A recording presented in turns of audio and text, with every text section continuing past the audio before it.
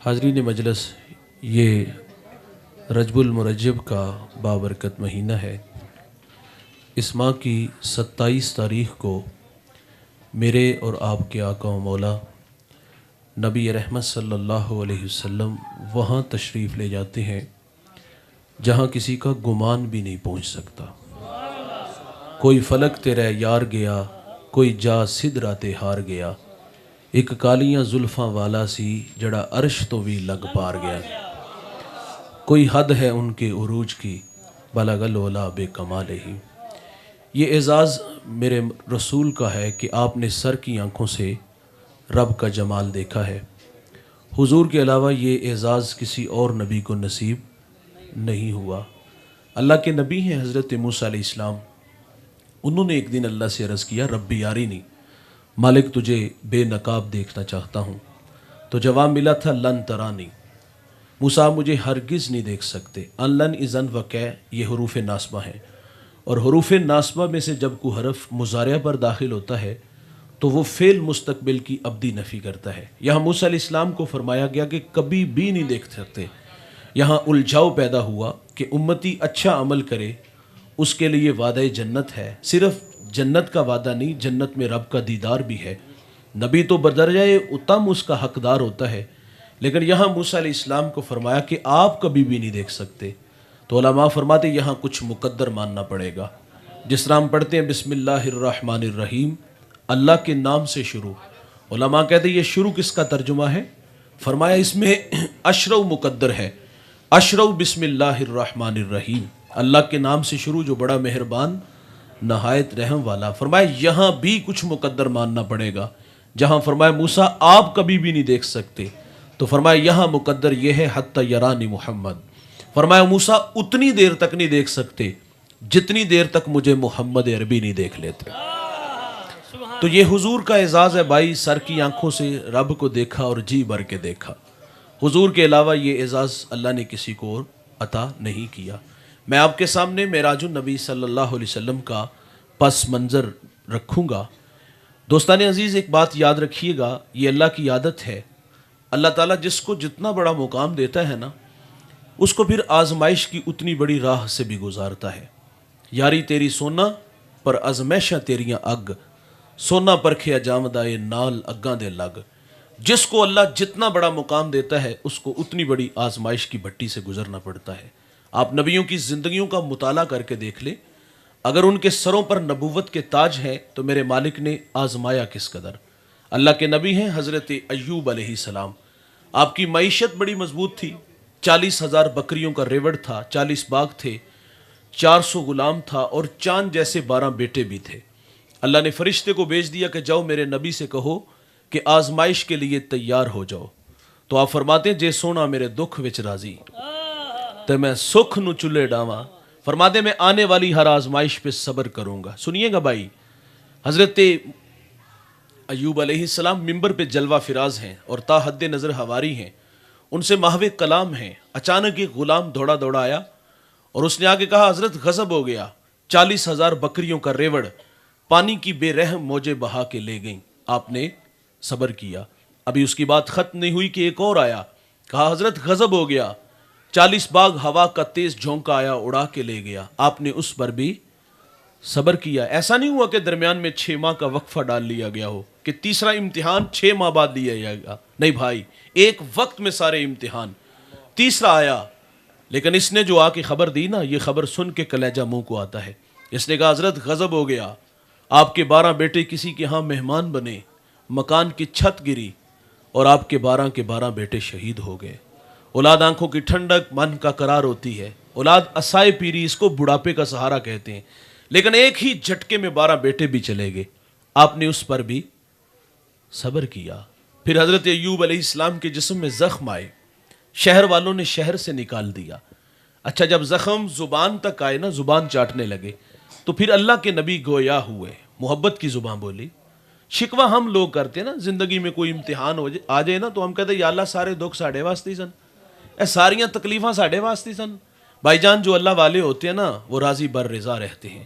محبت کی زبان بولی، عرض کیا کرتے مالک 40,000 بکریوں کا ریوڑ پانی کی بے رحم موجیں بہا کے لے گئیں، میں نہ بولا. 40 باغ ہوا کا تیز جھونکا اڑا کے لے گیا, میں نہ بولا. اللہ چاند جیسے 12 بیٹے شہید ہوئے, میں نہ بولا. شہر والوں کی بے وفائی کا تذکرہ کیا, مجھے شہر والوں نے شہر سے نکال دیا, میں نہ بولا. اے اللہ دیکھ تیرے بندے ایوب کے جسم میں زخم آئے, میں نہ بولا. میرے جسم سے بوٹیاں ٹوٹ کے زمین پہ گری, اے اللہ میں پھر بھی نہیں بولا. لیکن مالک ایک درخواست ہے کہ میری زبان محفوظ رکھنا, وہ اس لیے کہ یہ زبان تیرا نام لیتی ہے, یہ زبان تیرا تذکرہ کرتی ہے. اٹھ دی بہندی ٹر دی پھر دی, ستیاں تے جاگ دی, نام جپ دی رو تے کھپ دی, ویہ سر اس راگ دی. نام جپیاں قرب ملدا, نام دی کر پوری سام, شیشی وچ کستوری جے کر پھر ضرورت کاغ دی. جنہیں عزتیں ملتی ہیں دوست, انہیں آزمایا بھی جاتا ہے. میرے اور آپ کے آقا و مولا نبی رحمت صلی اللہ علیہ وسلم کا فخر کیا ہے؟ آپ امام الانبیاء ہیں. آپ کا شرف کیا ہے؟ سر کی آنکھوں سے رب کا جمال دیکھا ہے. تو زندگی میں امتحان کتنے آئے؟ آئیے میں آپ کو عرض کرتا چلوں. آپ ابھی دنیا میں تشریف نہیں لائے, شکم مادر میں ہے کہ آپ کے سر سے آپ کے والد گرامی کا سایہ اٹھا لیا گیا. یہ اس وقت ہوا جب حضرت عبداللہ رضی اللہ تعالیٰ عنہ شادی کے کچھ عرصہ بعد تجارت کے لیے ملک شام گئے اور وہاں سے واپس عبد المطلب کے ننہال یثرب آئے. یثرب بیماریوں کا گھر تھا, آئے اور بیمار ہو گئے. قافلہ چند دن ٹھہر گیا, طبیعت بحال ہو تو ہم ساتھ لے چلیں گے. لیکن طبیعت دن بدن بگڑنے لگی, مجبوراً قافلہ مکہ چلا گیا اور پھر تھوڑے دن بعد حضرت عبداللہ کا انتقال ہو گیا. یہ خبر مکہ المکرمہ میں عبد المطلب کے خاندان پر بجلی کی طرح گرتی ہے. سیدہ آمنہ رضی اللہ تعالی عنہا, انہوں نے تو ابھی اپنے ماہ تمام کو جی بھر کے دیکھا بھی نہیں تھا. ان کا جی چاہتا تھا کہ میں اڑ کے یثرب چلی جاؤں, مٹی کے اس تودے کو دیکھوں اور اس کی خاک کو اپنی آنکھوں کا سرما بناؤں. لیکن جس امانت کا آپ کو امین بنانا تھا, اس کی حفاظت کے ذمہ نے حضرت آمنہ کو روک لیا. بھائی جان حضور ابھی دنیا میں نہیں آئے, شکم مادر میں ہے, سر سے باپ کا سایہ اٹھا لیا گیا. آپ در یتیم پیدا ہوئے, میرے نبی کی عمر 6 سال ہوئی, چلنے پھرنے کے قابل ہوئے, سفر کی صحبتیں سہنے کے لائق ہوئے. تو سیدہ آمنہ نے اپنے من کی کہانی اپنے سسر جناب عبد المطلب رضی اللہ تعالیٰ عنہ سے کہہ ڈالی. 6 سال جدائیوں میں گزار دیے. آرزو ہے کہ اس خاک کو آنکھوں کا سرما بنا لوں, اگر آپ رخصت عنایت فرمائیں تو میں سفر کے لیے جانا چاہتی ہوں. آپ نے اپنی جواں سالہ بہو سیدہ آمنہ کو رخصت دی اور ساتھ ایک خادمہ ام ایمن کو بھیج دیا. یہ نفوس قدسیہ مکہ سے یثرب آئے, 1 مہینہ یا کچھ دن زیادہ یہاں ٹھہرتے ہیں اور پھر وہاں سے واپس تشریف لے آتے ہیں. اس کی وجہ یہ تھی کہ جو بھی آتا حضور کو دیکھتا, پیشانی میں نبوت کا نور دیکھتا تو برملا کہتا کہ یہ تو اس امت کا نبی ہے. لوگوں کا جمگٹھا ہوا. سیدہ آمنہ فرماتی ہیں میرے دل میں خوف پیدا ہوا کہ کہیں یہ میرے بیٹے محمد کو گزند نہ پہنچائے. اس خوف نے سیدہ کو واپس پلٹنے پہ مجبور کیا. بھائی جان آدھا سفر طے ہو گیا, آدھا سفر ابھی باقی تھا. راستے میں ایک ابوا نامی گمنام بستی آئی. اب وہ گمنام نہیں, اس کو نسبت سیدہ آمنہ سے ہے. وہاں آ کر کے آپ رک جاتی ہیں اور آپ کو بخار نے آ گھیر لیا اور آپ جان گی کہ یہ بخار میری جان لے لے گا. وقت رخصت ام ایمن کو کہا کہ میرے بیٹے محمد کو باحفاظت عبد المطلب تک پہنچا دینا, اور پھر حضور کو پاس بلا لیا. ادھر بچپنے کی معصومیت, پیشانی میں نبوت کا نور, ماں بیٹے میں کھب سی جاتی ہے. 2-1 باتیں کی اور پھر ہمیشہ کے لیے پہاڑوں میں سو گئی. فرماتی بیٹا کلو حین میتن کلو جدید بالن کلو کبیر یفنا و انا میتتن و ذکر باکن و ولدت طہرا. فرمایا بیٹا ہر نئی چیز نے پرانا ہو جانا ہے, ہر باقی نے فنا ہو جانا ہے. فرمایا بیٹا میں بھی جا رہی ہوں لیکن سنو میرا ذکر باقی رہے گا. فرمایا اس لیے کہ میں تیرے جیسا پاکیزہ اور ستھرا محمد چھوڑ کے جا رہی ہوں. سانسوں کی مالا ٹوٹ گئی, موتی فضا میں بکھرے, میرے نبی ماں سے لپٹ کے روئے. پھر ننھے ننھے ہاتھوں سے کالے پتھروں کی قبر بنائی, اس میں آنسوؤں کا چھڑکاؤ کیا.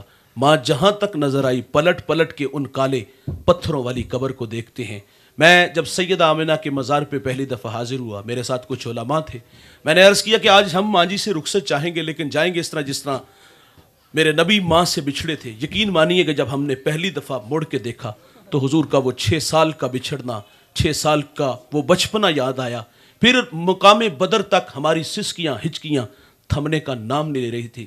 سیدہ آمنہ وہاں آخری سانسیں لیتی ہیں, ام ایمن لے کے پہاڑ سے نیچے آتی ہیں. آپ فرماتی جب میں نے پیچھے پلٹ کے دیکھا تو حضور میرے ساتھ نہیں تھے.